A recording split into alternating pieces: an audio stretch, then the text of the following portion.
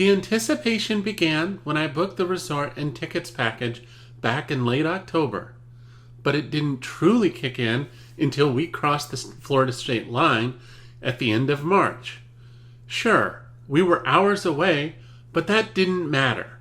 Mile after mile, it just kept building until it became nearly unbearable. And then it finally happened. We passed under the arch, welcoming us to the most magical place on earth. No longer were we going to Walt Disney World. We were there.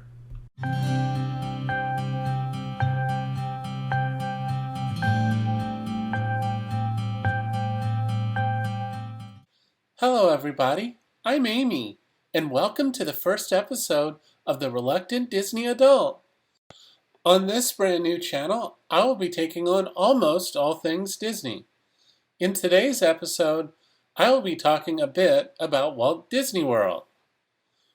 Walt Disney World is located in Central Florida near the intersection of US 192 and Interstate 4, southwest of Orlando. Although work was started on it by Walt Disney himself, it wouldn't open until 1971, almost 5 years after his death. It's roughly the size of the city of San Francisco and twice the size of Manhattan Island.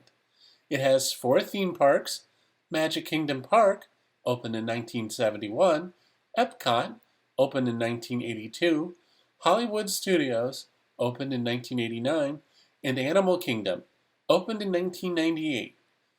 Beyond the theme parks, there are 2 water parks, Disney Springs, a large shopping and entertainment complex, a whole bunch of resorts, and an ESPN-themed sports complex. Now that's some of what Disney is, but I would rather talk about what Disney World means to me. Back in March, my fiancée Cora and I took a trip to Walt Disney World. As such, right now is a perfect time to look back at it all. To be honest, I could take 3 hours and still not fully get to all of the nuances I feel about this place. But I'll try in the 9 minutes or so I have to give you Walt Disney World, the good, the bad, and the truth. Disney? Yay! Welcome to bright and sunny Walt Disney World, everybody. Nothing like a day at the parks, am I right? Hope you put on that sunblock, found yourself a nice cool Dole Whip, and are ready for a great day full of magic and fun. Because I sure am. Yeah, I know, it's gonna be really warm this afternoon, but who cares? Hakuna Matata, right? That's just a perfect time for the Hall of Presidents or the Muppets or Festival of the Lion King, depending upon which park y'all are in. Heck, at the Frozen Sing-Along, Elsa makes it snow. Is that cool enough for you? And no matter how warm and sunny the day is, it's always followed by the night. Here is where Walt Disney World shines, like literally shines. Nothing like walking around your favorite resort after a great meal as a gentle breeze cools you off and the lights twinkle all around you. And if you're in a park, or very lucky, you can watch the fireworks or see the dazzling light show happening on the surface of Spaceship Earth. I'm tearing up just thinking about it. And no matter what time of day, how about the nonstop fun? Just a whole bunch of great rides and shows and attractions and sunny eclipses and... Okay, I'll calm down. Sure, there's the big parades and shows and festivals and fireworks and parties and the like, but it's also just random bits of magic, like a character cavalcade, or environmental storytelling, or whatever this thing is at Pandora. No matter where you turn, there's always something to see or do, or just experience here, and that's a real blast. Oh gosh, how have I not mentioned the Skyliner yet? It's the real deal, folks.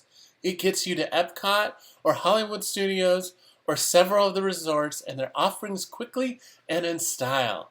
It's fun during the day and simply magical at night. Just a great mode of transportation and one of the best decisions Disney World has made in its over 5 decades of existence. And don't get me started about the food. Well, I guess I have started, so it's too late, but never mind that. Holy cow, there's so much great to eat! Quick service, sit down, and oh my gosh, the character meals! We got to spend one of our breakfasts with Winnie the Pooh and Tigger and Eeyore, and it was so adorable. If you can't guess by now, I love this place and can't see a real issue with it. Sure, it's not the real world, but sometimes we just need a break from all of this. So, though we thank the Phoenicians for the alphabet, we should thank Disney for giving us this place where we can all find a little bit of magic. Ugh. No.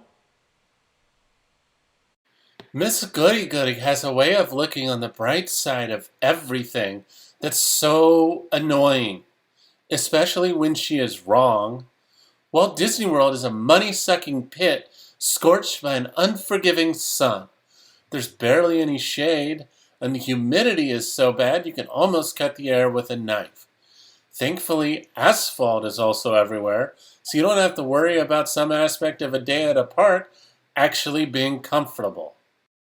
And yet, does that keep the people away? Not at all, unfortunately. There are so many people, and there are lines for everything. Lines to get in, to get out, to eat, to use the bathroom, to complain. Just nothing but lines. Unless you want to pay for lightning lanes, I suppose. But even then, you might have a line in the lightning lane queue. Speaking of paying, that's the true pastime at Disney World. It's almost a marvel how they get us to shovel money to them for food and drinks and entertainment and shops and everything else. Nothing says fun like paying for a glorified DoubleTree Inn with a noisy themed pool for the night. With all the money coming to him, it's no wonder Mickey Mouse is smiling all the time. He's certainly getting paid. Did that Pollyanna up there gush about the Skyliner? Yeah, I knew she was going to do that. Let me set you straight.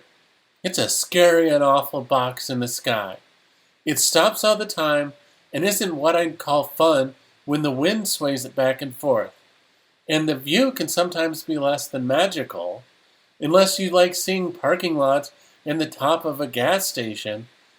And that damn guide chirping in to sell you them things when you're already here? Nothing more annoying than hearing her talk about the boardwalk for the 10th time when you're hot and miserable and your feet hurt on your way back to crash for a midday nap. And though these have been a part of why Disney is awful since, well, forever, it's also even worse now.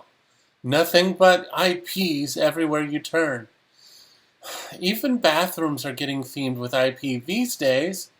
And beyond overexposing their franchises, there's also the lack of brilliant theming in some of their recent resort remodels.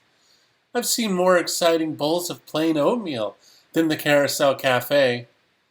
Finally, and most importantly, Sunny Eclipse is overrated and hasn't had a good album in decades. Which is fitting, as that's exactly what I'd say about Walt Disney World as well. Now, it's time for the truth. If you're looking for a definitive answer for is Disney World good or is Disney World bad, I'm sorry to disappoint you, because I think both points of view are right, at least to a certain degree. Walt Disney World is both magical and miserable, sometimes at the same time. But how can that be? Well, it's because Walt Disney World isn't some black box that gives you an absolutely good or absolutely bad experience. It's far more complex than that. Each experience, no matter how small, and whether it's positive or negative, adds up to create the whole picture. Also, circumstances can change as time goes on. Just because you had a bad experience in the morning doesn't mean it's going to be like that later in the day. For example, take our first day at Disney World. Ask either of us at, say 1 p.m., and we'd both agree that Disney Magic was in short supply. sobbing at a table in the middle of the land, or getting lost in World Celebration at Epcot? 0 out of 10, don't recommend. But later that evening, things had turned around. Thanks to an impromptu decision and a little bit of luck getting a late dinner reservation, we bailed on returning to Epcot and instead went the other way from the Skyliner station to Beaches and Cream at the Beach Club Resort.